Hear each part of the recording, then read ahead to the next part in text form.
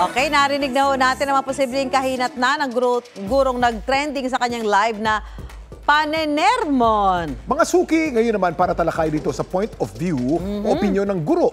Makakasama natin ang chairman ng Teachers Dignity Coalition na si Benjo Basas.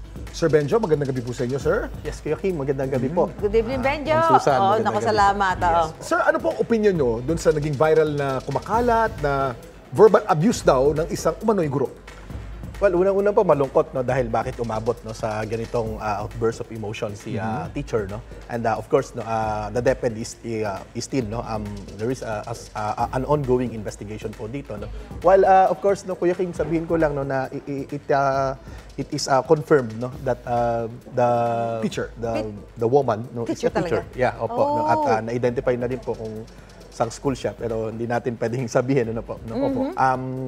At yun po no meron ng mga investigation na ginagawa yung DepEd. Malungkot lang no dahil of course that the teacher may face no administrative charges no dahil po dito. Nakausap po, Benjo, ano sinabi ng teacher? Hindi Sinadya pa ba niya yun? po natin nakakausap no. Meron na po tayong mga attempt no to reach her out po. At kadalasan kasi yung mga nilalagay sa TikTok hinuli lamang ng isang third party. Siya mismo ang naglagay sa TikTok nung sa kanyang sariling Oo outburst. nga, kaya... Ano po ang pananaw po ninyo ron? Well, that's something na medyo kakaiba, no? Unusual, no? Kaya nga noong una, ayoko talaga maniwala na siya talaga, eh. Diba? Or natotoo, no? Baka content lang, no? Kasi although walang disclaimer, no? Yun din yung position namin, even sa interview sa inyo, no? Last time. No, pero yun, lumalabas po talagang siya. No? Aware siya no, na meron siyang camera sa harapan, na nandun siya sa classroom. No? At well, yun po, no? yung sitwasyon po ni teacher po ngayon. Benjo, naiba na ba kung paano magdisiplina ang mga guro sa mga estudyante ngayon sa kasalukuyang henerasyon? Ibang-iba na po. In fact, hindi na po pwedeng magdisiplina. Yan po yung Isusumbong ka sa medyo mabigat. No? Dahil lahat po nung, well, kanina sa talakayan ninyo with Attorney Neil, no, ay medyo may binabanggit po dito no, na yung mga no, nung dinefine niya ano yung child abuse, no, lahat po ng traditionally, Ma'am Susan, no, na ginagawa sa atin noon or kahit ako naabutan ko pa Dati po naman. pinapalo ko ng teacher ko. Pag mahabang kuko, Yung pinapalo ko ng guro. pinapalood sa munggo. Pinapalood sa munggo. Lahat po yan ngayon ay Hindi child na pwede. abuse. No? So, pwede kang makasun. Of course, no, good thing, no, Attorney no, cited a case no, in Supreme Court. Pero, pag umabot sa Supreme Court, no, pero doon pa lamang po, no, doon pa lamang sa admin case pa lamang po, no, dito sa admin and criminal po. Kasi both yung child abuse, no, under the DepEd Child Protection Policy, no, administrative po yan. No, yan yung pinakamaraming kaso na hawak po kami ngayon, no, involving teachers. Yung pong nakita po ninyong viral video, yung po ba ay child abuse sa inyo pong pananaw? Well, para sa amin, pang-didisiplina po yun. No? Of course, I would be biased. It's no? correct for her to do it? Hindi po namin kinukonsinte, no? Kasi she may use other words no? Na medyo hindi naman foul. No?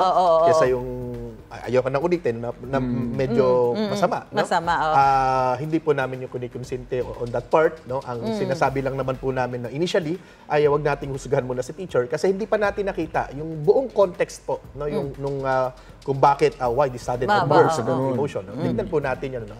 Bigyan naman natin si teacher ng benefit of the doubt. Yes, ma'am. Benjo, hindi natin maiiwasan na mayroong makulit na estudyante, di ba? Paano ba yung tamang pagdidisiplina sa kanila ngayon na hindi naman mapapahamak ang ating mga guro? Paano?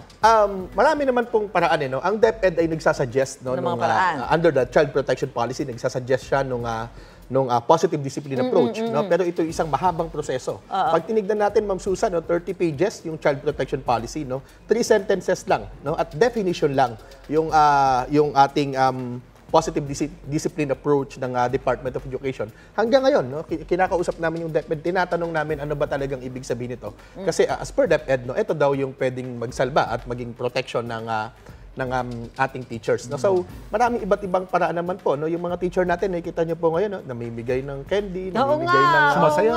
Yes po, para sumasayaw. So, kaya nga nakakalungkot din eh. Parts of this, what they call the positive So, discipline. hindi niyo pa nakakausap yung teacher para sabihin bakit niya ginawa yun? Kasi I'm sure alam niya yung pwedeng mangyari daw sa ginawa niya, di ba?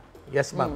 Of course, kami, kung makakausap namin siya, syempre, we would offer any sort of assistance din. Hindi dahil kinukonsinti po namin, kundi dahil kailangan po talaga kapwa niya na mabigyan. Kapag-guro nyo, di ba? Sir, maraming salamat po sa pag-share po ninyo ng inyong opinion bilang chairman ng Teachers Dignity Coalition.